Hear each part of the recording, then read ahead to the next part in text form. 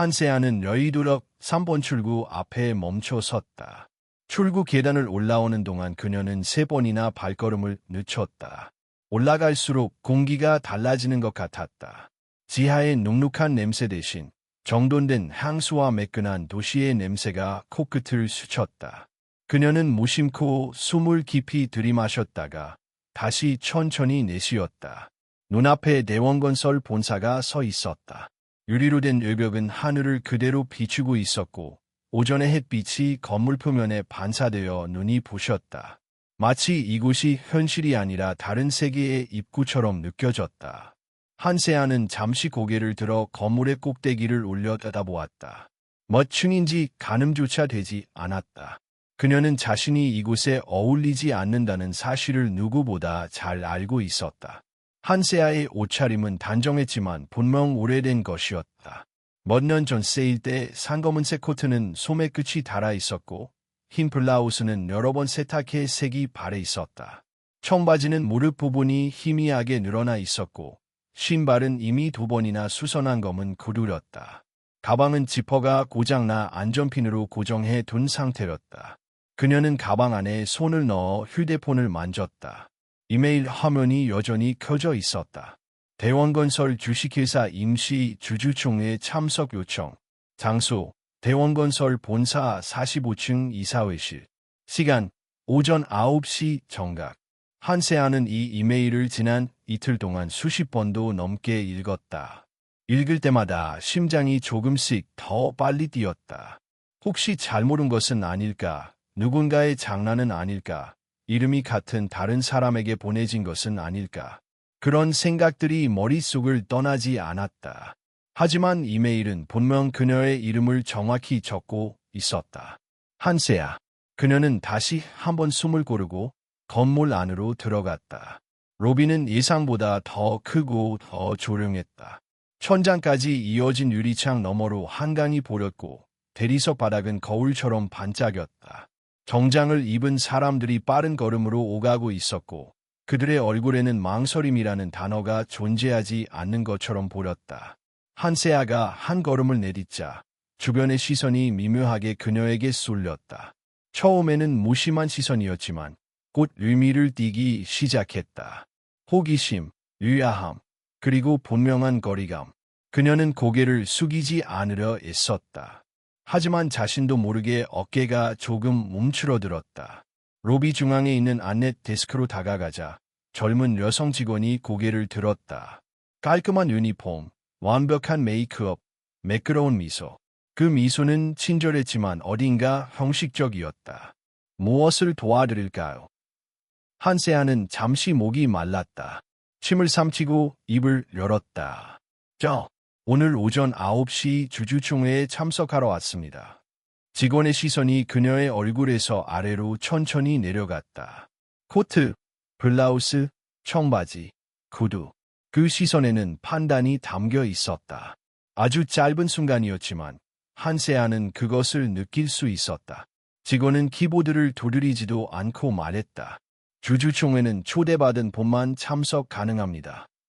네, 알고 있습니다. 이메일을 받았습니다. 한세아는 휴대폰을 내밀었다. 직원은 화면을 힐끗 보더니 다시 그녀를 바라보았다. 이번에는 미소가 사라져 있었다. 손님, 혹시 주소를 잘못 찾아오신 건 아니세요? 그 말은 정중했지만 분명한 선이 그어져 있었다. 이곳은 당신의 자리가 아니라는 선. 여기는 대원건설 본사 맞죠? 네, 맞습니다.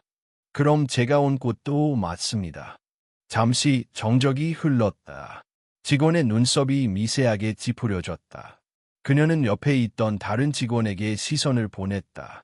둘은 아무 말 없이 눈빛을 주고받았다. 손님, 혹시 취업 관련해서 오신 건가요? 청소나 시설 관리 쪽은 지하 B2층에서 면접을 보거든요. 그 말이 로비의 공기 속으로 천천히 떨어졌다. 한세아의 얼굴이 화끈거렸다. 귀 안쪽에서 오문거리는 소리가 났다. 그녀는 주변을 둘러보았다. 몇몇 사람들이 이쪽을 슬쩍 바라보고 있었다. 어떤 사람은 휴대폰을 만지며 웃었고 어떤 사람은 동료에게 무언가를 속삭였다. 한세아는 손을 꽉 쥐었다. 이곳에서 돌아서 나가면 아무 일도 없었던 것처럼 살 수 있을지도 모른다. 그녀는 원래 이런 곳에 올 사람이 아니었다. 새벽마다 건물 청소를 하고 낮에는 아르바이트를 하며 하루하루를 버텨온 사람이었다. 하지만 그 순간 그녀는 떠올렸다. 이 이메일을 처음 받았을 때의 떨림을, 그리고 애 자신이 이 자리에 서 있는지를 확인만 해주세요. 한세아의 목소리는 작았지만 분명했다. 제 이름은 한세아입니다. 45층 이사회실로 연락해서 제 이름이 있는지만 확인해주세요. 직원은 잠시 그녀를 바라보다가 마지못해 전화기를 들었다. 표정에는 귀찮음이 묻어 있었다. 45층 이사회실이시죠? 여기 1층인데요. 한세아 씨라는 분이 주주총회에 참석하러 오셨다고 해서. 짧은 침묵. 직원의 얼굴에서 미묘한 변화가 일어났다. 처음에는 의아함, 그 다음은 당황, 그리고 마지막에는 분명한 긴장. 네, 알겠습니다. 전화를 끄는 직원은 잠시 아무 말도 하지 못했다. 그녀는 다시 한세아를 바라보았다. 이번에는 시선이 달랐다. 확인되었습니다. 그 말은 이전과는 전혀 다른 톤이었다. 오른쪽 엘리베이터를 이용하셔서 45층으로 올라가시면 됩니다. 한세아는 고개를 끄덕였다. 감사하다는 말이 입 밖으로 나오지 않았다. 그녀는 돌아서서 엘리베이터 쪽으로 걸어갔다. 뒤에서 누군가의 시선이 여전히 그녀를 따라오고 있었다. 조금 전까지의 조롱은 사라지고 대신 혼란과 궁금증이 남아 있었다. 엘리베이터 문이 열리고 한세아는 그 안으로 들어섰다. 문이 닫히자 로비의 소음이 완전히 차단되었다. 그 순간 그녀는 비로소 숨을 길게 내쉴 수 있었다. 거울처럼 반짝이는 엘리베이터 벽에 비친 자신의 얼굴을 바라보며 한세아는 생각했다. 이 문이 열리면 그녀의 인생은 더 이상 예전으로 돌아갈 수 없을지도 모른다고. 그리고 아직 아무도 모른 채 진짜 이야기는 이제 막 시작되고 있었다. 엘리베이터는 조용히 위로 올라가고 있었다. 45층이라는 숫자가 붉은 불빛으로 하나씩 가까워질수록 한세아의 심장은 점점 더 빨리 뛰었다. 귀 안쪽에서 맥박 소리가 또렷하게 들릴 정도였다. 그녀는 두 손을 가방 손잡이에 꼭 쥐고 있었다. 손바닥에 식은 땀이 맺혀 있었지만 놓지 않았다. 마치 이 가방이 그녀를 현실에 붙잡아 주는 마지막 끈인 것처럼 느껴졌다. 띵! 부드러운 소리와 함께 엘리베이터 문이 열렸다. 45층은 1층 로비와는 전혀 다른 세계였다. 소음이 거의 없었고 공기마저 차분했다. 긴 복도는 밝은 베이지색 벽으로 이어져 있었고 바닥은 윤이 나는 원목이었다. 걸음을 옮길 때마다 구두 굽소리가 지나치게 크게 울리는 것 같아 한세아는 본능적으로 발걸음을 늦췄다. 복도 한쪽에는 이사회실이라고 적힌 은색 명판이 붙어 있었다. 그 문 앞에는 이미 여러 사람이 모여 있었다. 모두 정장을 입고 있었고 자연스럽게 서로 대화를 나누고 있었다. 웃음소리도 낮은 목소리에 농담도 오갔다. 그들은 이 공간에 익숙한 사람들처럼 보였다. 한세아가 다가가자 대화는 자연스럽게 끊겼다. 시선들이 동시에 그녀에게 향했다. 이번에는 로비에서 느꼈던 것보다 훨씬 노골적인 시선이었다. 누군가는 노골적으로 그녀를 위아래로 훑어보았고 누군가는 고개를 갸웃거렸다. 한 중년 남성은 미간을 찌푸린 채 옆 사람에게 낮은 목소리로 말했다. 여긴 아무나 들어오는 곳이 아닌데. 그 말은 굳이 들리도록 하지 않아도 되는 말이었다. 하지만 한세아의 귀에는 분명히 들렸다. 그녀는 아무 말도 하지 않았다. 변명도 사과도 하지 않았다. 그저 이메일에 적힌 장소를 다시 한번 확인하듯 문 앞에 서 있었다. 잠시 후 검은 정장을 입은 젊은 여성이 다가왔다. 머리는 단정하게 묶여 있었고 표정은 차분했다. 한세아 씨 맞으신가요? 그녀의 목소리는 부드러웠지만 업무적이었다. 네. 이쪽으로 오시죠. 그녀는 문을 열며 말했다. 한세아는 짧게 고개를 숙이고 안으로 들어갔다. 회의실은 넓었다. 길게 놓인 타원형 테이블 주위로 이미 여러 명이 자리를 잡고 앉아 있었다. 창문 너머로는 한강과 서울 시내가 내려다보였다. 이곳에서 내려다보는 세상은 너무도 정돈되어 있어 마치 다른 차원의 풍경처럼 보였다. 모든 시선이 다시 한세아에게 집중되었다. 회의실 안의 공기는 분명히 달라졌다. 방금 전까지 흐르던 여유는 사라지고 어색한 긴장감이 자리를 대신했다. 한 중년 남성이 테이블 상석에 앉은 채 물었다. 누구시죠? 그 질문에는 환영도 호기심도 없었다. 오직 불편함만이 담겨 있었다. 젊은 여성이 대신 답했다. 오늘 주주총회 참석자로 오신 한세아 씨입니다. 그 말이 끝나자 회의실 안에서 짧은 웃음이 터져 나왔다. 처음에는 한 사람의 웃음이었지만 곧 두세 사람이 따라 웃었다. 크게 웃지는 않았다. 하지만 그 웃음에는 분명한 조롱이 담겨 있었다. 주주총회라고. 다른 남성이 비웃듯 말했다. 여긴 장난치는 자리가 아닙니다. 한세아는 의자 하나가 비어 있는 것을 보았다. 하지만 아무도 그 자리를 가리키지 않았다. 그녀는 잠시 서 있었다. 누군가 자리를 안내해 주기를 기다렸지만 그런 일은 일어나지 않았다. 그때 회의실 끝자리에 앉아있던 한 여성이 조용히 일어나 빈 의자를 가리켰다. 앉으세요. 짧은 말이었다. 감정도 강조도 없었다. 하지만 그 말 하나로 한세아는 그 자리에 앉을 수 있었다.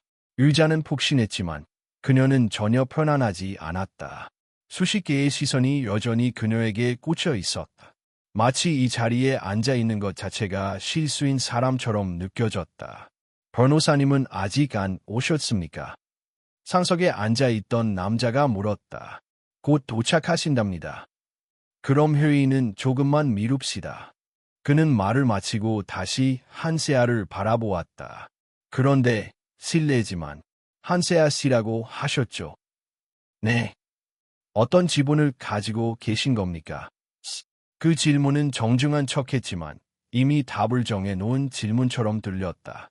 한세아는 잠시 말을 고르다 대답했다. 저도 오늘 처음 알게 되었습니다. 그 순간 회의실 안의 공기가 다시 한번 흔들렸다. 처음 알았다. 그럼 어떻게 여기에 오게 된 거죠? 누가 보냈습니까? 질문들이 이어졌다. 하나같이 공격적이었다. 누군가는 펜을 내려놓고 의자를 뒤로 젖혔고 누군가는 팔짱을 끼고 그녀를 바라보았다. 이런 중요한 자리에 아무런 준비도 없이 온다는 게 말이 됩니까? 혹시 누가 시킨 건 아니죠? 요즘 사기 수법이 워낙 교묘해서 말입니다. 말들이 오갈수록 한세아의 얼굴은 점점 굳어갔다. 그녀는 이 사람들이 자신을 하나의 인격체로 보고 있지 않다는 것을 느꼈다. 그들에게 그녀는 상황을 방해하는 변수 혹은 제거해야 할 오류일 뿐이었다. 그때 문이 열렸다. 회색 정장을 입은 중년 남성이 들어섰다. 회의실의 분위기가 즉시 바뀌었다. 모두가 그의 존재를 인식하고 자세를 바로 했다. 늦어서 죄송합니다. 그는 차분한 목소리로 말하며 자리에 섰다. 정변 변호사님. 누군가 반갑게 말했다. 정변은 잠시 회의실을 둘러본 뒤 한세아에게 시선을 멈췄다. 그의 눈빛에는 놀람도 의아함도 없었다. 마치 이미 그녀를 알고 있다는 듯했다. 다들 모이셨군요. 그는 서류 가방을 테이블 위에 올려놓으며 말했다. 그럼 시작하겠습니다. 회의실은 다시 조용해졌다. 하지만 이번 침묵은 이전과 달랐다. 무언가 중요한 일이 곧 벌어질 것이라는 예감이 공기 속에 감돌고 있었다. 한세아는 조용히 숨을 들이마셨다. 그녀는 아직 알지 못했다. 이 방 안에 있는 모든 사람의 인생이, 그리고 자신의 인생이 곧 완전히 다른 방향으로 흘러가게 될 것이라는 사실을, 그리고 그 중심에 자신이 서 있다는 것도. 회의실의 공기는 점점 무거워지고 있었다. 정변 변호사가 자리에 앉자마자 테이블 위에 놓인 서류 가방에서 두꺼운 파일을 꺼내 테이블 중앙에 내려놓았다. 그 소리가 유난히 크게 들렸다. 마치 지금부터는 농담도 오해도 통하지 않는 시간이라는 신호처럼. 본격적으로 회의를 시작하기 전에 정변은 천천히 말을 꺼냈다. 몇 가지 확인해야 할 사항이 있습니다. 상석에 앉아있던 최상무는 의자를 약간 앞으로 끌어당기며 말했다. 변호사님, 그 전에 한 가지만 여쭤보죠. 그의 시선은 노골적으로 한세아를 향하고 있었다. 이분은 어떤 자격으로 이 자리에 앉아 계신 겁니까? 그 말이 떨어지자 회의실 안의 시선들이 다시 한번 한세아에게 집중되었다. 그녀는 순간적으로 목이 타들어가는 것을 느꼈다. 하지만 시선을 피하지 않았다. 이제 와서 고개를 숙이면 이 자리에 온 의미가 완전히 사라질 것 같았다. 정변은 잠시 최상무를 바라보다가 아주 차분하게 말했다. 그 질문에 답하기 위해서 오히려 오늘 이 회의가 열렸다고 보시면 됩니다. 무슨 말씀이신지요? 다른 임원이 끼어들었다. 정변은 파일을 열었다. 첫 장을 넘기자 회의실 스크린에 문서가 그대로 투사되었다. 상단에는 굵은 글씨로 제목이 적혀 있었다. 주식 양도 및 상속에 관한 최종 공증 문서. 그 순간 회의실 안에서 미세한 술렁임이 일어났다. 이 문서는 정변이 말을 이었다. 고 장인우 회장님의 공식 유언장이자 법적으로 완전한 효력을 가진 문서입니다. 한세아는 숨을 멈춘 채 화면을 바라보았다. 그 문서의 첫 줄에 분명히 자신의 이름이 적혀 있었다. 한세아. 그 이름이 이렇게 큰 화면에 떠 있는 것을 보는 순간 현실감이 완전히 사라졌다. 심장이 너무 빨리 뛰어 소리가 들릴 것만 같았다. 장 회장님께서는 생전에 보유하고 계셨던 대원건설 주식 63%를 정변은 천천히 또박또박 말했다. 한세아 씨에게 양도하셨습니다. 정적. 그리고 그 다음 터져나온 웃음. 처음에는 한 사람의 웃음이었다. 믿을 수 없다는 듯한 짧은 웃음. 하지만 곧 다른 사람들의 웃음이 이어졌다. 누군가는 테이블을 손바닥으로 치며 웃었고 누군가는 고개를 저으며 헛웃음을 흘렸다. 변호사님, 지금 농담하시는 겁니까? 최상무가 웃음을 참지 못한 채 말했다. 63%라고요. 이분이요? 그는 손가락으로 한세아를 가리켰다. 그 동작에는 존중이라고는 조금도 없었다. 이건 너무 심한 농담 아닙니까? 다른 임원도 거들었다. 대원건설이 동네 가게입니까? 아무나 와서 물려받게. 회의실 안은 다시 웃음으로 가득 찼다. 하지만 그 웃음은 즐거운 웃음이 아니었다. 조롱과 확신이 섞인 웃음이었다. 자신들의 세계는 절대 흔들리지 않을 것이라는 확신. 한세아는 그 웃음 속에서 혼자 앉아 있었다. 손이 떨리고 있었지만 무릎 위에 올려놓은 두 손을 꽉 붙잡았다. 손톱이 살을 파고들 만큼 힘을 주었다. 정변은 그 웃음이 잦아들 때까지 아무 말도 하지 않았다. 그는 서두르지 않았다. 마치 이 반응을 이미 예상하고 있었다는 듯했다. 웃음이 끝나셨다면 그가 다시 입을 열었다. 계속 말씀드리겠습니다. 회의실은 서서히 조용해졌다. 웃음이 사라진 자리에는 불편한 침묵이 남았다. 이 문서는 공증을 거쳤고 금융감독원과 법원에도 모두 제출된 상태입니다. 위조나 조작의 여지는 없습니다. 그럴 리가 없습니다. 최상무의 목소리가 낮아졌다. 회장님께서는 그런 결정을 하실 분이 아닙니다. 저도 같은 생각입니다. 다른 임원이 말했다. 이분이 회장님과 어떤 관계가 있길래 이런 말도 안 되는 일이 벌어지는 겁니까? 그 질문이 나오자 모든 시선이 다시 한세아에게 쏠렸다. 그녀는 천천히 입을 열었다. 저도 잘 모르겠습니다. 그 말은 솔직한 대답이었다. 그리고 동시에 그들을 더 자극하는 말이기도 했다. 모른다고. 지금 이 상황이 장난 같습니까? 회장님은 어떻게 알게 됐는지 말해보세요. 질문은 점점 날카로워졌다. 그들은 진실을 알고 싶어 하기보다는 이 상황을 부정할 수 있는 구실을 찾고 있는 것처럼 보였다. 정변이 다시 나섰다. 그 부분에 대해서도. 그는 파일을 넘기며 말했다. 곧 설명드릴 예정입니다. 그는 화면에 새로운 사진을 띄웠다. 사진 속에는 지하철 출구 근처에서 쓰러져 있는 한 노인이 있었다. 허름한 점퍼, 낡은 신발, 주변을 지나치는 사람들, 그리고 그 옆에 무릎을 꿇고 앉아있는 한 여자의 뒷모습. 한세아는 그 사진을 보는 순간 심장이 멎는 줄 알았다. 작년 가을, 정변의 목소리가 회의실에 울려 퍼졌다. 장인우 회장님께서는 개인 일정 중 심각한 심장 발작으로 쓰러지셨습니다. 회의실 안이 완전히 조용해졌다. 그때 회장님은 발견하고 구급차를 부르고 병원에 동행한 사람이 바로 정변은 화면을 가리켰다. 한세아 씨였습니다. 사진이 확대되었다. 이번에는 한세아의 얼굴이 분명하게 보였다. 그 순간 회의실 안의 분위기가 눈에 띄게 변했다. 방금 전까지 확신에 차 있던 얼굴들에 처음으로 균열이 생겼다. 회장님은 그날 정변은 말을 이었다.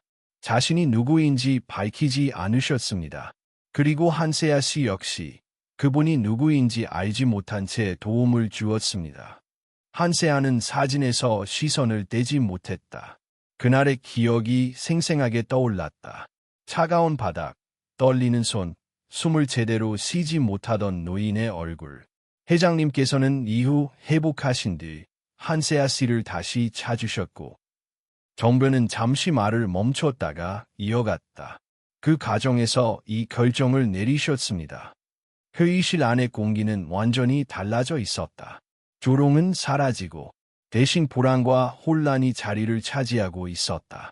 하지만 진짜 충격은 아직 시작도 하지 않았다. 회의실은 침묵에 잠긴 채 숨소리조차 조심스러웠다. 사진 속 진실이 투사된 스크린 앞에서 그 누구도 선뜻 입을 열지 못했다. 조금 전까지 자신만만하게 웃고 조롱하던 임원들은 모두 어딘가 눈빛이 흔들리고 있었다. 하지만 그 와중에도 가장 먼저 반응을 보인 사람은 역시 최상무였다. 회장님께서 그런 상태에서 만난 사람에게 전 재산을 넘겼다고. 그의 목소리는 여전히 단단했지만 안쪽 깊은 곳에 숨어있는 당혹감은 감추지 못했다. 그건 감정적인 판단입니다. 회장님답지 않아요. 정변은 그런 반응을 예상했다는 듯 조용히 고개를 끄덕였다. 그렇기 때문에 회장님께서는 이 결정이 감정적인 충동이 아님을 입증하기 위해 충분한 시간과 절차를 거치셨습니다. 정변은 또 다른 문서를 꺼내 화면에 띄웠다.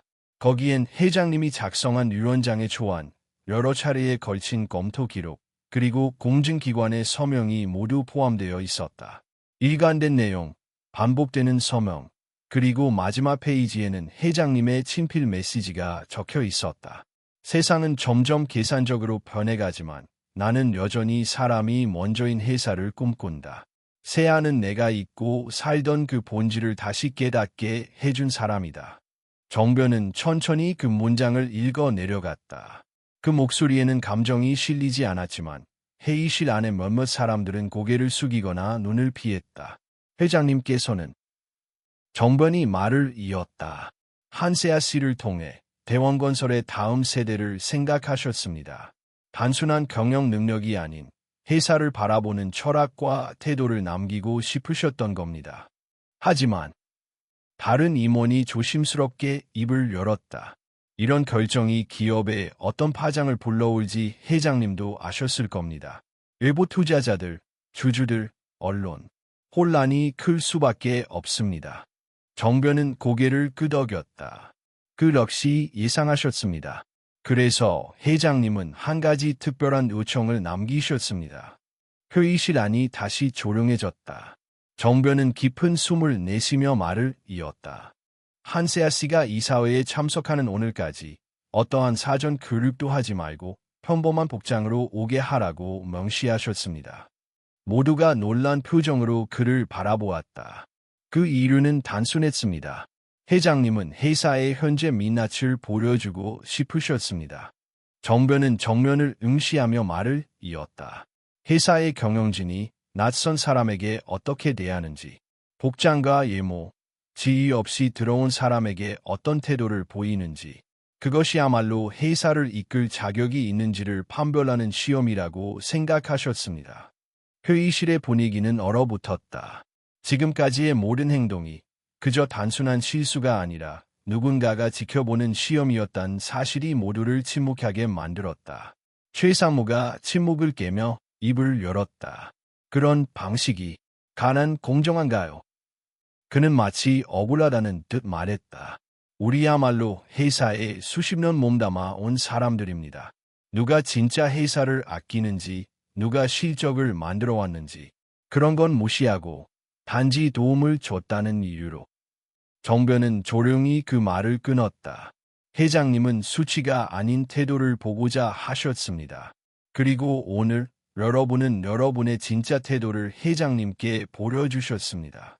그 말에 누구도 반박하지 못했다. 서로를 바라보던 시선은 바닥으로 혹은 벽 쪽으로 향했다. 그 순간 한 사람이 조용히 일어섰다. 회의실 뒤편에 앉아있던 여성, 윤서진 대리가 고개를 숙였다.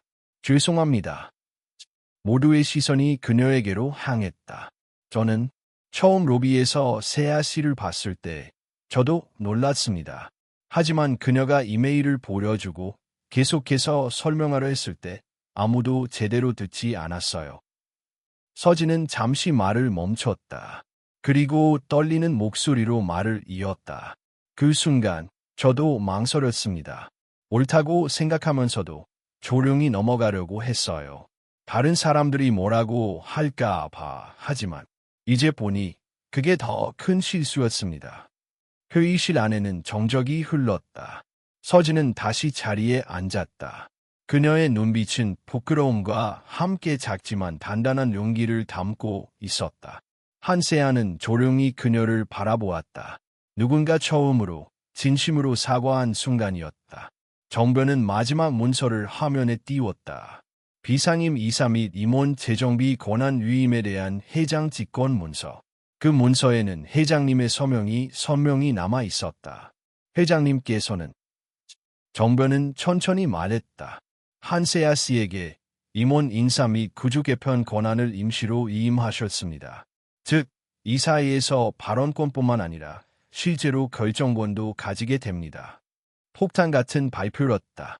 회의실 안은 술렁임을 넘어서 충격에 빠졌다. 이제 막 이름을 처음 듣고 회의실에 들어온 낯선 여자가 지금 이 순간부터 이곳의 판을 바꿀 수 있는 권한을 갖게 된 것이다. 정변은 마지막으로 말했다. 이 결정은 취소되지 않습니다. 회장님의 유언이자 법적 효력을 가진 문서이기 때문입니다. 회의실 안의 공기는 무겁게 내려앉았다. 하지만 그 순간 한세아는 처음으로 시선을 들었다. 그녀는 천천히 자리에 일어났다. 여전히 손은 떨렸지만 눈빛은 달라져 있었다. 전 아무것도 모르고 이 자리에 왔습니다. 그녀의 목소리는 조용했지만 또렷했다. 하지만 오늘 여러분이 보여준 모습을 잊지 않겠습니다. 그 말은 위협이 아니었다. 선언이었다. 그 순간 이 방 안의 힘의 축이 조용히 그러나 확실히 이동하고 있었다. 회의실을 나선 순간 한세아는 다리에 힘이 풀리는 것을 느꼈다. 어깨와 등, 무릎까지도 마치 오랜 시간 돌덩이를 짊어지고 있었던 것처럼 묵직하게 굳어 있었다. 그녀는 천천히 벽을 짚고 복도를 따라 걸었다. 숨을 깊이 들이쉬었지만 가슴 안에 무언가는 쉽게 가라앉지 않았다. 엘리베이터를 타기 직전 뒤에서 누군가가 조심스럽게 다가왔다. 한세아 씨. 익숙한 목소리였다. 뒤를 돌아보니 윤서진 대리가 서 있었다. 그녀는 뭔가 말하려다가 다시 입을 다물고 고개를 숙였다. 정말 죄송합니다. 저는 그때 도와드렸어야 했는데. 한세아는 조용히 그녀를 바라보다가 고개를 저었다. 아니에요. 오히려 감사해요. 그 순간 아무 말 없이 물을 건네준 게 저한테는 정말 큰 힘이 됐어요. 서진의 눈에 눈물이 고렸다.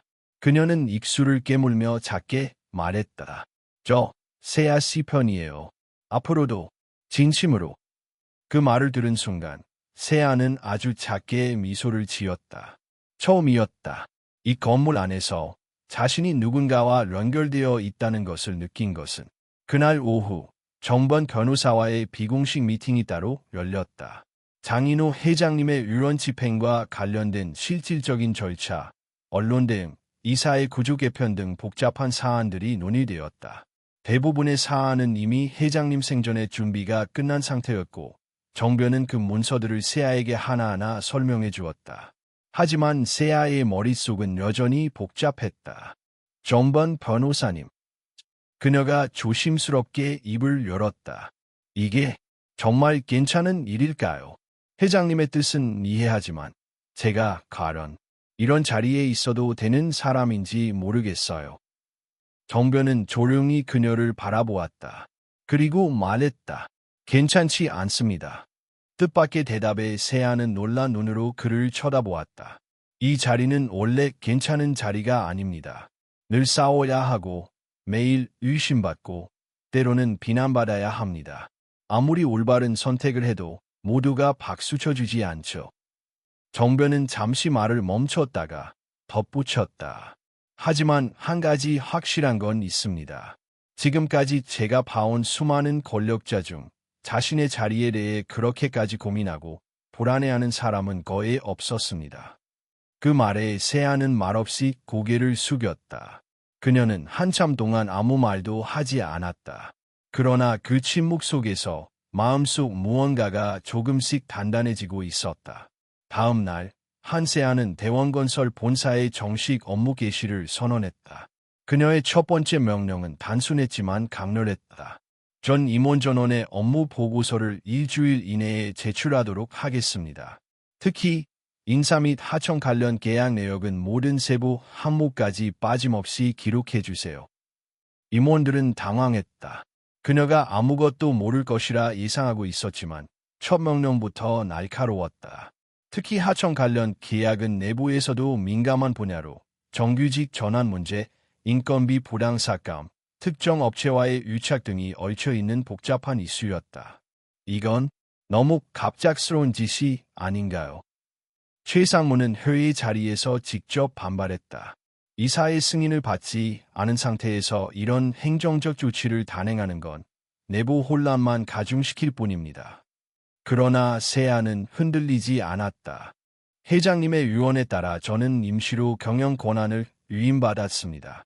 그리고 그 권한은 이 회사가 올바른 방향으로 가고 있는지를 확인하는 데 쓰일 것입니다. 그녀의 목소리는 작았지만 단호했다. 누군가에게는 불편할 수도 있겠죠. 하지만 저처럼 이 회사의 이름조차 몰랐던 사람에게도 불편한 세상이었습니다. 말없이 서로 눈치를 보던 임원들 사이로 서진이 조용히 일어섰다. 자료 취합은 제가 총괄하겠습니다. 부서별 보고서 일정도 제가 조율할게요. 그 말에 세아는 고개를 끄덕였다. 그녀에게는 아직 조력자가 많지 않았다. 그러나 단 한 명이라도 진심으로 곁에 있는 사람이 있다는 것은 무엇보다도 큰 힘이었다. 며칠 후 익명의 메일 한 통이 세아의 사무실로 도착했다. 보낸 사람은 없었고 첨부된 파일 하나만 있었다. 2018 하청계약서 스캔본 .pdf 파일을 열자 충격적인 내역이 적혀 있었다. 수십 건의 계약이 동일한 업체와 반복적으로 체결되어 있었고 그중 일부에는 정상가보다 최대 40% 이상 높은 단가가 책정되어 있었다. 그 차액은 기획비, 자문료 등의 이름으로 분산 처리되어 있었지만 명백한 허위 내역이었다. 그중 일부 문서에는 최 상무의 서명이 있었다. 세아는 서류를 내려놓고 창밖을 바라보았다. 그녀는 이제 알았다. 이 자리는 단지 의자 하나를 차지하는 것이 아니라 그 의자가 얹힌 전체 구조를 다시 설계하는 일이란 걸. 그리고 그 구조는 생각보다 더 깊게 썩어 있었다. 그녀는 자리에서 일어나 천천히 복도를 걸었다. 그 걸음은 어제와 달랐고 처음 이 건물에 들어섰던 그날과도 달랐다. 이제 그녀는 자신이 이 자리에 있어도 되는지를 묻지 않았다. 이 자리에 무엇을 해야 하는지를 묻기 시작했다. 한세아는 계약서 원본을 들고 정변 변호사의 사무실로 향했다. 한 손에 쥔 USB에는 그녀가 바른 익명의 제보 파일들이 모두 담겨 있었다. 스캔본, 내부 이메일 캡처, 회계 정산표까지. 그 자료들은 하나같이 명백했다. 회장님의 이름을 팔아 사적으로 이득을 취한 흔적들, 하청 구조를 이용한 내부 착복의 정황들이 고스란히 담겨 있었다. 정변은 그녀의 말을 묵묵히 들은 뒤 조용히 자료를 훑어보았다. 이 자료가 사실이라면 내부 고발자 보호 절차도 필요하겠군요. 네, 그리고 당장 내부 감사를 착수하고 싶습니다. 세아는 단호하게 말했다. 제보자의 신원은 끝까지 보호되어야 하고 지금이라도 이 문제를 정리하지 않으면 회사 전체가 무너질 수 있어요. 정변은 그녀를 바라보았다. 이제 더 이상 그녀는 주저하거나 물러서는 사람이 아니었다. 제가 도와드리겠습니다. 언론 노출 이전에 내부 정비부터 신속히 시작하죠. 그날 오후 한세아는 대회비로 긴급 임원 회의를 소집했다. 회의실 문이 닫히자마자 최상무는 불쾌한 얼굴로 물었다. 갑작스럽게 이런 회의를 소집한 이유가 뭡니까? 세아는 말없이 USB를 회의실 스크린에 연결했다. 화면에는 익명의 파일 중 하나가 먼저 띄워졌다. 2018년 6월 14일 3차 하청계약서, 다원인프라, 담당자, 최상무, 승인자, 장인호 회장, 2주 서명 추정. 문서의 하단에 회장님의 서명이 있었지만 세아는 그것이 진짜가 아니라는 사실을 알고 있었다. 정번 변호사의 확인을 거쳐 당시 회장님은 해외 출장이었고 해당 문서는 회장 본인이 서명한 것이 아니라는 판단이 이미 내려져 있었다. 회의실 안의 공기가 순간 얼어붙었다. 최상무는 입술을 앙다물었고 다른 임원들은 서로 눈치를 보며 고개를 숙였다. 이게 무슨 의도입니까? 최상무가 입을 열었지만 목소리는 전처럼 당당하지 않았다. 세아는 그를 똑바로 바라보며 말했다.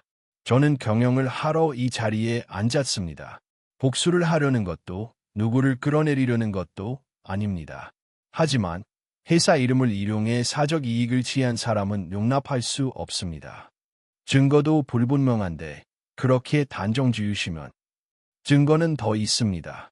세아는 두 번째 파일을 열었다.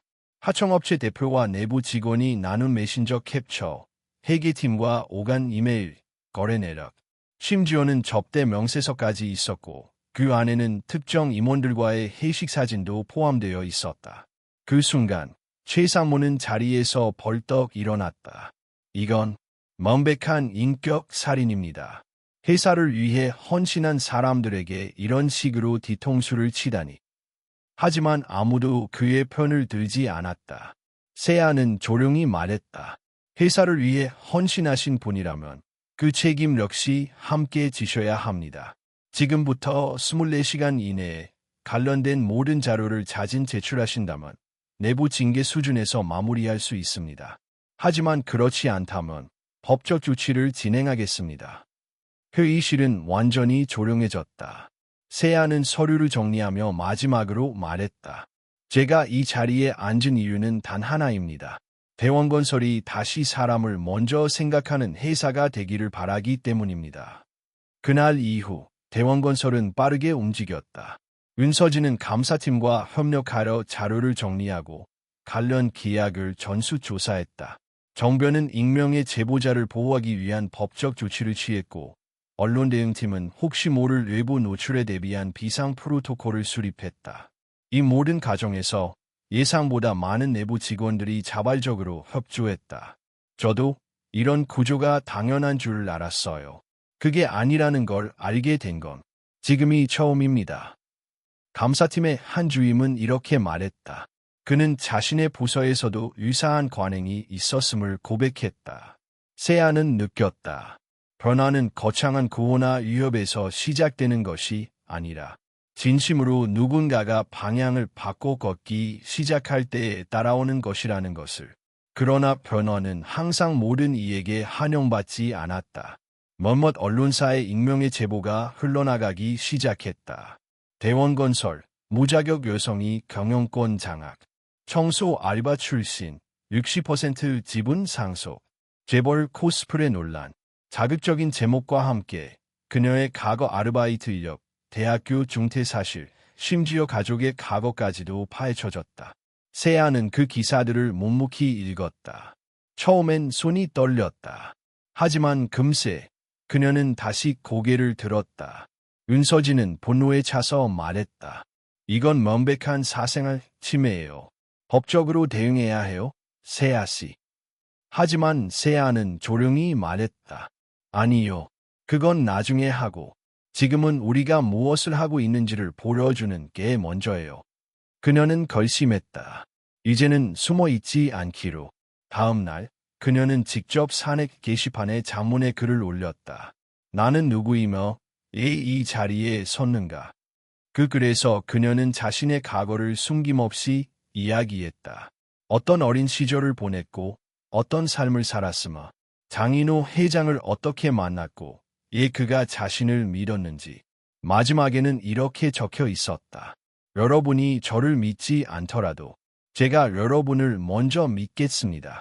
회사를 위해, 우리 모두를 위해 정말 필요한 변화를 시작해 보겠습니다. 그 글은 하루 만에 사내 게시물 조회수 1위를 기록했다. 댓글에는 예상외로 많은 직원들의 응원이 달렸다. 그리고 그날 저녁, 한 통의 짧은 메일이 그녀의 수신함으로 도착했다. 그때 어머니를 구해주셔서 감사합니다. 그 아이가 이렇게 컸네요. 보낸 사람, 박용섭 부장, 전략기획실. 그녀는 눈을 크게 떴다. 그 이름은 그녀의 기억 속에 오래도록 묻혀 있었던 10여 년 전 어머니를 급히 병원으로 옮겨준 바로 그 사람의 이름이었다. 그 순간 모든 조각이 하나로 맞춰지기 시작했다. 그리고 그녀는 이제 이 싸움이 단지 정리가 아니라 정의임을 깨달았다.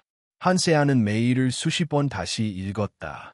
짧은 문장이었지만 그 속에는 세월이 고려 있었다. 그 아이가 이렇게 컸네요. 그녀는 조용히 눈을 감았다. 12살 무렵 어머니가 쓰러졌던 그날의 기억이 되살아났다. 비 오는 날 어머니는 장시간의 노동 끝에 시장 거리에서 쓰러졌고 수많은 행인들이 모른 척 지나가던 그 순간에 단 한 사람이 그녀를 도와 병원으로 데려다 주었다. 그 남자의 이름을 묻기도 전에 그는 조용히 떠났었다. 그날 이후 세아는 누군가의 도움을 당연하게 받아들일 수 없었다. 늘 조심했고 스스로를 감추었고 누군가를 믿는 일이 두려웠다. 그러나 지금 그 오래된 인연이 다시 그녀 앞에 나타난 것이다. 그녀는 곧장 전략기획실로 향했다. 직접 박용섭 부장을 만나기 위해서였다. 문을 열자 박 부장이 조용히 자리에서 일어섰다. 예상보다 훨씬 젊은 얼굴이었다. 세아는 어릴 적 기억과 겹쳐보며 그를 바라보았다. 그날 저희 어머니를 도와주신 분이 맞나요?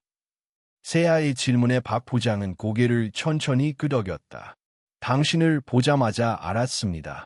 얼굴이 너무 닮았더군요. 그의 말투에는 어떤 계산도 꾸밈도 없었다. 그날 이후에도 여러 번 그 시장 앞을 지나갔습니다. 혹시라도 다시 만날 수 있을까 해서. 하지만 못 만났어요. 그래서 이렇게라도 인사드리고 싶었습니다. 제가 살아있는 동안 도운 사람 중 가장 기억에 남는 한 분이었으니까요. 세아는 그 자리에 서서 잠시 말을 잇지 못했다. 오래 참고 견뎌온 감정이 한꺼번에 쏟아질 것 같았다. 고맙습니다. 그녀는 그렇게 말했다. 그 단어 하나에 12살의 자신이 전하지 못했던 수천 가지 감정이 담겨 있었다. 박 부장은 조용히 그녀를 바라보다가 갑자기 책상 서랍에서 파일 하나를 꺼냈다. 이걸 보여드려야겠네요.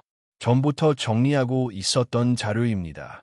회사 내부의 전략 비서실과 외부 로비스트 사이에 수상한 흐름이 있어 보였습니다. 회장님 생전에 이걸 정리하다가 중단됐던 적이 있습니다. 그때 이후 문건 접근이 제한되었고 그는 조심스럽게 말을 이었다. 그 자료는 당신의 이름이 공식적으로 경영진에 등록되기 전에는 누구도 손댈 수 없었습니다. 세아는 조용히 파일을 받아들었다. 포지에는 단 한 줄만 쓰여 있었다. 기밀, 경영진 의류 및 접대 내역, 2017에서 2023. 그녀는 파일을 넘기며 점점 얼굴이 굳어졌다. 그 안에는 국내의 출장 명목으로 지출된 어마어마한 금액들, 정체불명의 접대비, 정보 자문료, 대의 협조비 항목들이 정리되어 있었고, 그 대부분이 회사의 전략실, 홍보팀, 그리고 특정 외부 기업과 얽혀 있었다. 그리고 그 리스트 한가운데 최상무의 이름이 반복적으로 등장하고 있었다. 이건 사무를 넘어서 그룹 외부까지 얽힌 문제예요. 세아는 낮게 중얼였다. 박 부장은 고개를 끄덕이며 덧붙였다. 맞습니다. 이제부터는 단순한 감사의 수준을 넘어섭니다. 수사기관과 연결될 가능성도 있습니다. 그리고 그들은 가만히 있지 않을 겁니다. 그의 말대로였다. 그날 오후, 세아는 본사 주차장에서 수상한 인물들이 출입하는 장면을 확인했다. 보안팀에 확인하자 그들은 외부 계약 협력사 소속으로 등록된 인물들이었지만 실질적으로는 아무런 업무 지시도 받은 적 없는 사람들이었다. 압박이 시작됐군요. 정변은 상황을 듣고 고개를 끄덕였다. 지금 이 시점에서 그들은 당신을 두려워하기 시작했을 겁니다. 그렇다면 그들이 먼저 움직일 수도 있겠네요. 충분히 가능성 있습니다. 정변은 신중한 표정으로 말했다. 이럴 땐 두 가지를 준비해야 합니다. 하나는 법적 대응, 또 하나는 대중의 신뢰입니다. 그 말에 세아는 잠시 고민하다가 고개를 끄덕였다. 그럼 공개 기자회견을 하겠습니다. 정변은 눈썹을 살짝 치켜 올렸다. 지금 당장입니까? 지금 당장은 아닙니다. 내부 정리와 자료 수합을 마친 후 정확한 타이밍에 해야 합니다. 그녀의 눈빛은 더 이상 흔들리지 않았다. 며칠 후 대원건설 내부 포털에 공지가 올라왔다. 대원건설 대표 직무대행 한세아, 회사 운영 투명성 강화 관련 공식 브리핑 예고. 장소, 대원 컨벤셔널, 5일시, 금주 금요일 오후 2시. 대상, 전 임직원 및 대의 언론 관계자. 그 소식은 곧 외부 언론에도 퍼졌고 사람들의 관심은 다시 한번 세아에게 집중되었다. 그리고 그 사이 익명의 협박 편지가 도착했다. 수신인은 한세아, 발신인은 없었다. 내가 알고 있는 것은 시작에 불과하다. 계속 나서면 다음은 너 자신이 위험해진다. 편지는 짧았지만 종이는 일부러 찢긴 흔적이 있었고 뒷면에는 낡은 흑백 사진 한 장이 붙어 있었다. 사진 속에는 회장님과 한 무리의 사람들이 웃고 있었고 그중 한 명은 분명히 현재 그룹 고문으로 있는 인물이기도 했다. 세아는 편지를 내려놓고 깊게 숨을 들이켰다. 두려움은 분명히 있었다. 하지만 더는 도망치지 않기로, 더는 과거에 머무르지 않기로 그녀는 마음을 굳혔다. 두렵지만 정확히 이 순간이 내가 여기 있어야 하는 이유예요. 그리고 그녀는 마침내 진짜 싸움이 이제 막 시작되었음을 알았다. 금요일 오후 2시, 대원 컨벤셔널은 이미 수많은 사람들로 가득 차 있었다. 직원들, 기자들, 외부 투자자 대표들, 그리고 몇몇 낯익은 인물들까지. 카메라 셔터 소리가 끊이지 않았고 방송사는 생중계를 준비하고 있었다. 그날의 브리핑은 단순한 사내 보고를 넘어 대중에게 대원건설이 어떤 회사를 지향하는지, 그리고 한세아라는 이름이 그 중심에 설 수 있는지를 보여주는 무대였다. 무대 뒤, 정번 변호사와 윤서진 대리, 전략기획실의 박용섭 부장이 세아 곁을 지키고 있었다. 기자단에서 공격적인 질문이 나올 겁니다. 감정적으로 반응하지 마시고 있는 그대로 전달하세요. 정변은 조용히 조언했다. 그리고 어떤 순간에도 당신이 주도권을 가지고 있다는 걸 잊지 마세요. 세아는 고개를 끄덕이며 손에 들고 있던 원고를 내려놓았다. 원고 없이 하겠습니다. 서진이 놀란 표정으로 말했다. 준비한 내용은 너무 위험하지 않아요. 하지만 세아는 차분하게 웃었다.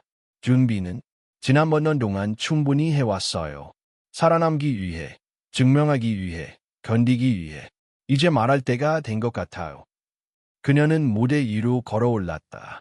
플래시가 터졌고 마이크 앞에 선 순간 모든 소음이 멈췄다.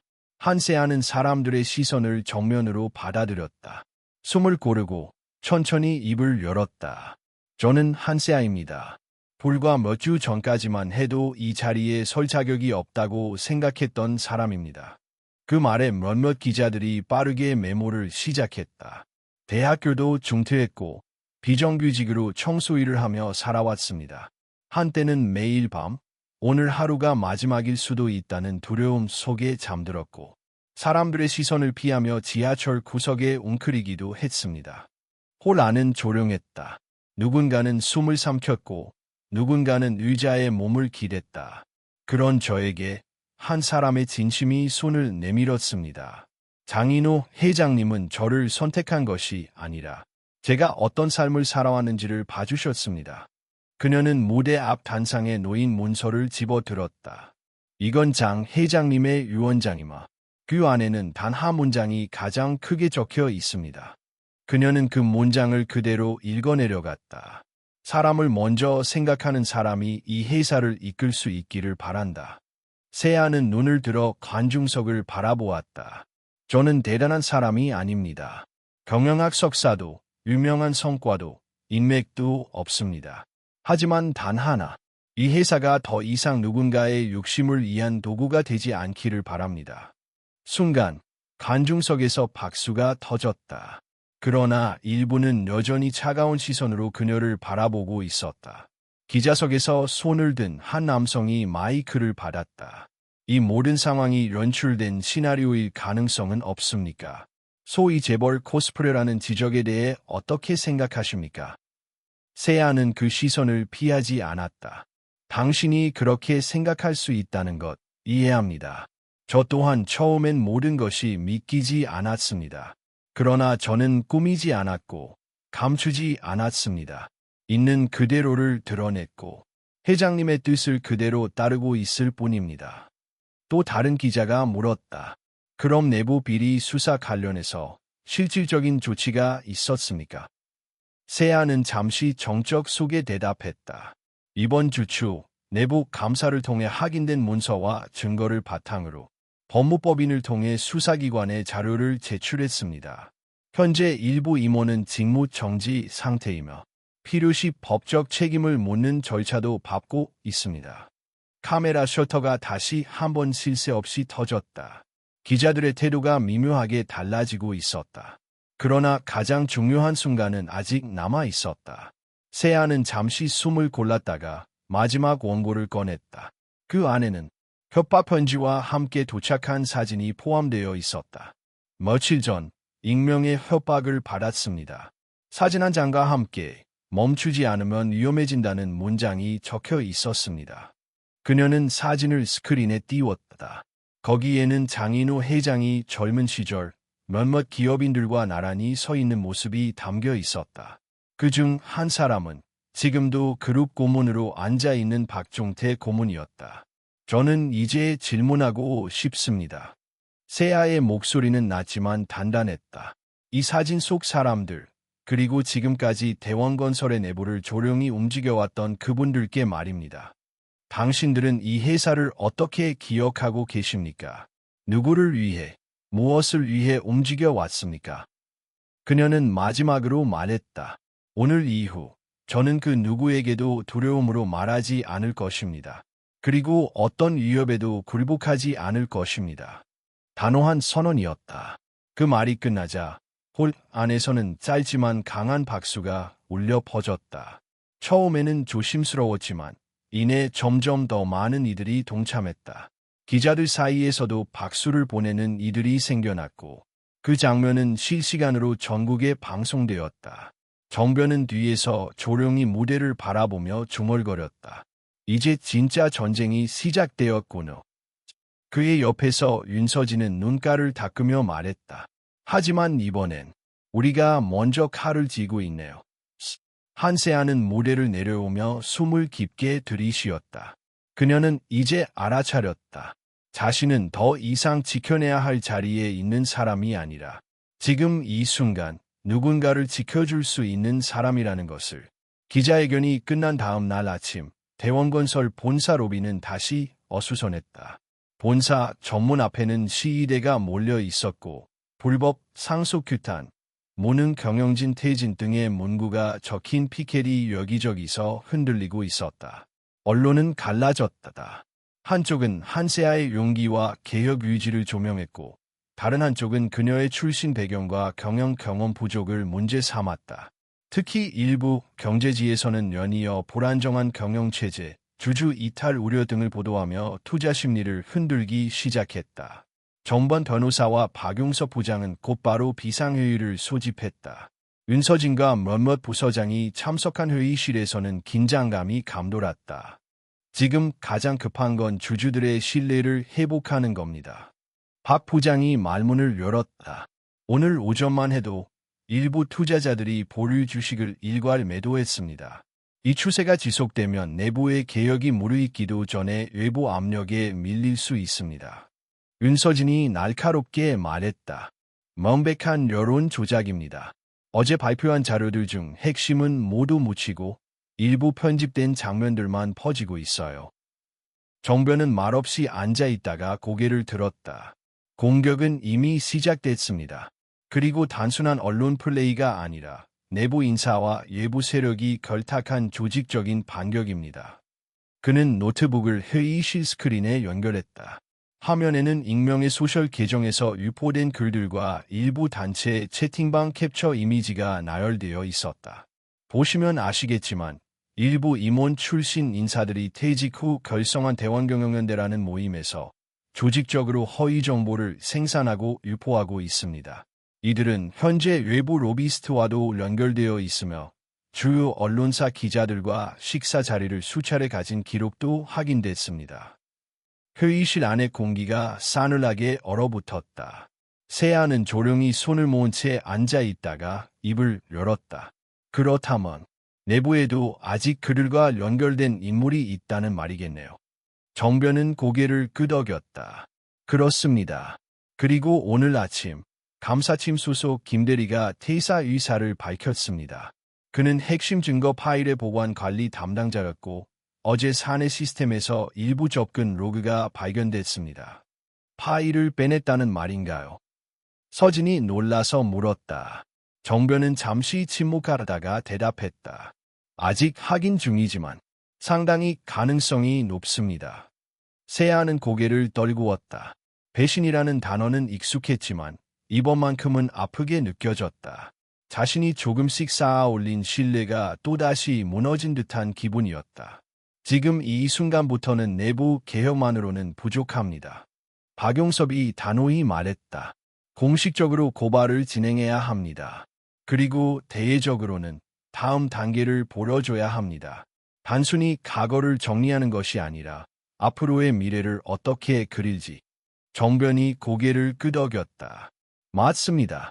지금 이 시점에서 중요한 건 엔드아포즈, 방어 엔드아포즈가 아니라 엔드아포즈, 제시 엔드아포즈입니다. 세아 씨, 대원건설이 지금 어디로 가고 있는지를 대외적으로 선언하셔야 합니다. 세아는 잠시 눈을 감았다가 다시 떴다. 준비된 발표 자료가 있습니까? 서진이 말했다. 네, 지난달부터 준비했던 윤리경영 세계년 로드맵을 완성 단계까지 끌어올렸습니다. 직원복지, 공정입찰 시스템, 내부 감사 독립체계까지 포함되어 있어요. 그걸 다음 주 월요일에 공개하겠습니다. 세아의 눈빛은 흔들림이 없었다. 그리고 동시에 고발 조치도 진행해주세요. 파일 유출, 내부 협박, 명예훼손. 더 이상 침묵하지 않겠습니다. 그녀의 말에 모두가 고개를 끄덕였다. 이제는 모두가 알고 있었다. 이 싸움은 단순한 경영권 분쟁이 아니라 시스템과 철학, 가치관의 전면 충돌이라는 것을. 회의가 끝나고 세아는 잠시 옥상으로 올라갔다. 춥지도 덥지도 않은 늦은 봄바람이 그녀의 머리카락을 부드럽게 흔들었다. 그녀는 아래를 내려다보았다. 건물 앞 시위는 여전히 이어지고 있었고 구호 소리가 간간히 들려왔다. 그때 휴대폰이 울렸다. 발신자는 표시되지 않았다. 그녀는 망설이다가 통화를 받았다. 여전히 멈추지 않겠다는 거군요. 낯선 남자의 목소리였다. 차분하지만 무언가 서늘한 기운이 감돌았다. 내가 잃을 것이 없다고 생각하겠지. 하지만 주변 사람들은 다를 거다. 그 순간 세아는 본능적으로 말문을 막았다. 남자의 목소리는 계속 이어졌다. 내 어머니는 요양원에 계시지. 혹시 그 요양원의 계약자 정보가 어떻게 유출되는지 생각해 본 적 있어? 세아의 심장이 크게 뛰기 시작했다. 하지만 그녀는 침착하게 말했다. 당신이 누군지는 모르지만 이 통화는 녹음되고 있습니다. 좋아. 그럼 녹음된 걸로 남겨둬. 그리고 기억해. 정혜는 때때로 너무 값비싼 장난일 수 있다는 걸. 득. 통화가 끊겼다. 세아는 당장 요양원으로 전화를 걸었다. 다행히 어머니는 무사했다. 하지만 그날 밤 그녀는 한숨도 잠을 이루지 못했다. 세상은 그녀가 생각했던 것보다 훨씬 더 조직적이고 훨씬 더 더러웠다. 하지만 동시에 그녀는 단 한순간도 멈추고 싶다고 생각하지 않았다. 자신이 무너지더라도 이 판을 더럽힌 자들이 끝내 드러나기를. 그리고 그것이 진짜 정의라고 자신이 살아온 날들의 이유가 되리라고 믿었다. 월요일 아침 대원건설 본사 대강당에는 다시 수백 명의 직원이 모였다. 정장 차림의 직원들, 청소 용역팀, 공사 현장에서 막 올라온 관리자들까지. 그날의 발표는 윤리경영 로드맵을 위한 자리였지만 모두가 알고 있었다. 이것은 단순한 사업 계획이 아니라 회사를 다시 정의하는 선언이었다. 무대에 선 한세아는 조용히 말문을 열었다. 저는 더 이상 제 과거를 숨기지 않겠습니다. 그리고 저를 향한 모든 편견에도 대답하지 않겠습니다. 사람들은 조용히 그녀를 바라보았다. 오늘 제가 이 자리에 선 이유는 오직 하나입니다. 우리가 함께 일하는 이 공간이 더 이상 누군가에게 불합리하거나 차별적인 공간이 되지 않기를 바라기 때문입니다. 그녀는 곧장 윤리경영 세계년 로드맵의 핵심 항목을 발표했다. 첫째, 전 직무 투명 계약 시스템 도입. 둘째, 외부 감사원회의 완전 독립과 공개회의.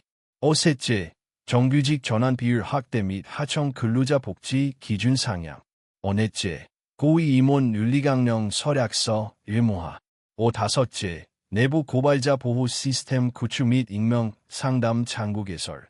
내용은 구체적이고 현실적이며 무엇보다도 실행 가능한 구조였다. 몇몇 임원들의 얼굴이 굳어졌지만 반면 중간 관리자와 일반 직원들의 표정에는 기대와 감동이 서려 있었다. 박용섭 부장이 자리에서 일어섰다. 이번 로드맵은 지난 6개월간의 실태 조사를 기반으로 작성되었습니다. 지금 이 순간 우리는 더 이상 과거를 숨기지 않기로 했습니다. 정번 변호사 역시 발언을 이어갔다. 이 모든 조치는 단순한 문서가 아니라 이미 법무법인과 감사팀, 그리고 외부 자문기관과 함께 법적 구속력을 가진 실행안으로 전환되었음을 밝힙니다. 그 순간 일부 직원들은 박수를 보냈고 곧이어 더 큰 박수가 강당을 울렸다. 그러나 그날 가장 큰 전환점은 따로 있었다. 이 회의가 끝나고 3시간 뒤 검찰청으로부터 공식 보도자료가 배포되었다. 대원건설 전 사무처의 13명, 횡령 및 배임 혐의로 구속 수사 착수. 그 이름은 더 이상 놀랍지 않았다. 이미 모두가 알고 있었고 기다려온 순간이었다. 세아는 뉴스 속보를 보고도 크게 반응하지 않았다. 그녀는 이미 알고 있었다. 승리가 화려한 것이 아니라 무너진 구조를 다시 세우는 첫 삽이라는 걸. 그날 저녁, 세아는 어머니가 계신 요양원을 찾았다. 병실 안은 고했고 어머니는 창가에 앉아 바깥을 바라보고 있었다. 엄마. 세아의 부름에 어머니가 천천히 고개를 돌렸다. 뉴스 봤어. 우리 딸 멋지게 해냈구나. 세아는 어머니의 손을 조심스레 잡았다. 아직 시작이에요. 이제야 겨우 첫 문을 연 느낌이에요. 어머니는 조용히 웃었다. 그 문을 누가 열었는지 아느나 세상은 그걸 오래도록 기억할 거라. 세아는 창밖을 바라보았다. 노을이 지고 있었다. 붉은 하늘이 그녀의 얼굴을 물들였다. 며칠 후 회사 앞 시위는 완전히 사라졌고 사내 커뮤니티에는 익명의 응원 메시지가 하루에도 수십 개씩 올라왔다. 나도 처음엔 회의적이었지만 지금은 기대하고 있어요. 처음으로 우리 회사라는 말이 자랑스럽습니다. 감사합니다. 우리가 예면한 진실을 정면으로 마주해줘서. 어느 날 아침, 세아의 책상 위에 작은 쪽지가 놓여 있었다. 그날 로비에서 죄송했습니다. 이제는 그 누구보다 당신을 응원합니다. 오 인턴 사원 김다희 놀림. 그녀는 그 쪽지를 가슴에 넣었다. 그리고 마침내 이사회가 다시 열렸다. 그날 세아는 더 이상 침묵하지 않았다. 정변이 아닌 그녀 스스로 문서를 발표했고 윤리경영 실행안을 전원 투표에 붙였다. 결과는 찬성 8, 반대 2. 가결. 그 순간 세아는 조용히 웃었다. 이 웃음은 오만도, 복수도 아니었다. 단지 길고 어두운 터널 끝에서 비로소 맞이한 햇살 같은 안도감이었다. 그녀는 알고 있었다. 모든 것이 바뀐 건 아니다. 불공정은 다시 고개를 들 것이고 권력은 또 다른 이름으로 돌아올 수도 있다. 하지만 이제 그녀는 혼자가 아니었다. 윤서진, 박용섭, 정번, 수많은 직원들, 그리고 자신을 믿는 이름 모를 이들까지. 그리고 그녀 자신이 더 이상 예면하지 않는 사람이 되었다는 사실. 그것이면 충분했다. 한세아는 마침내 세상이 정의롭지 않아도 정의를 포기하지 않는 사람이 되었다. 그리고 그 선택은 어쩌면 누군가의 내일을 바꾸는 첫 울림이 되었을 것이다.